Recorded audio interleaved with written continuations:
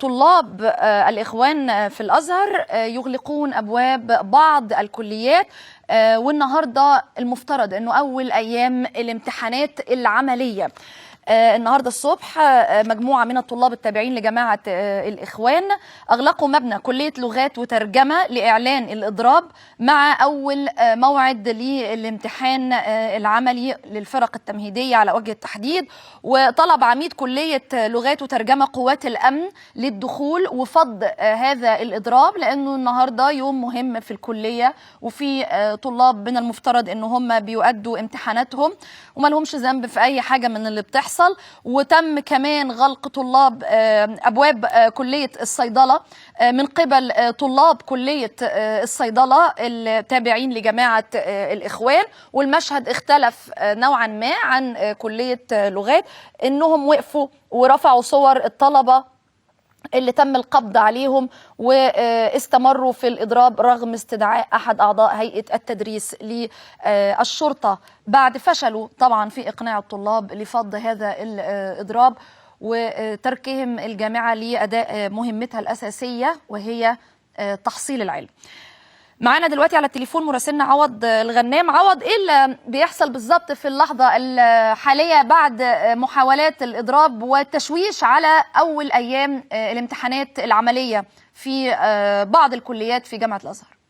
نعم، يبدو أنه لا يمر يوما هنا في جامعة الأزهر إلا ويحدث ما يعكر صفو العملية التعليمية في أهم جامعة إسلامية في العالم. اليوم قام عدد من الطلاب المحسوبون على جامعة الإخوان بمنع زملائهم من الدراسة بالعديد من الكليات، لعل بالإضافة للكليات اللي حضرتك ذكرتها. هناك أيضا كلية الزراعة تم منع الطلاب من الدخول إلى مدرجات الامتحان العملي، وقاموا برفع صورة لأحد الطلاب الذين توفوا مؤخرا في محافظة الفيوم وهو الطالب بلال بدوي. رفعت هذه الصورة بالحجم الكبير على مدخل كلية الزراعة، ويبدو أن هذا الأمر وقع في أكثر من كلية، لكني لم أتأكد بعد حتى الآن. أيضا من المعلومات المهمة التي قد تأكدت منها أن الامتحانات النظري والتي تشهد بطبيعة الحال قبول أكثر من امتحانات العملي ستبدأ رسميا يوم الأحد القادم.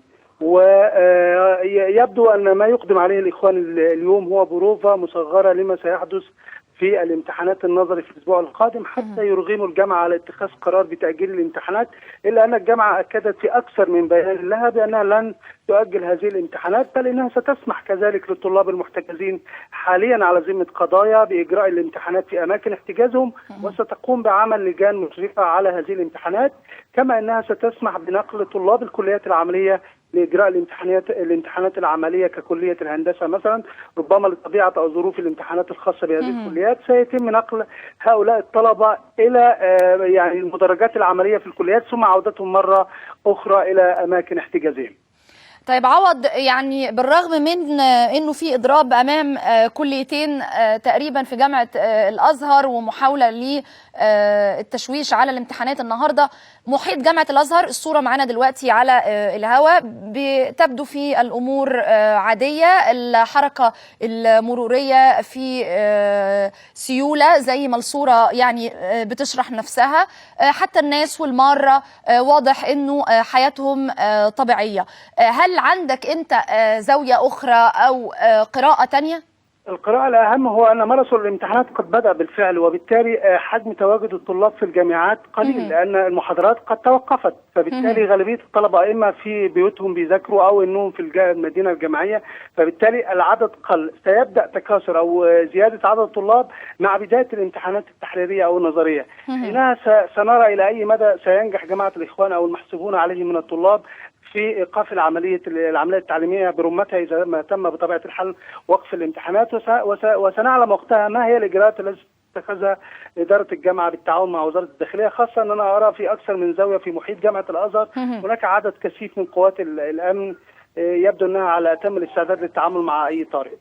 شكرا عوض الغنام.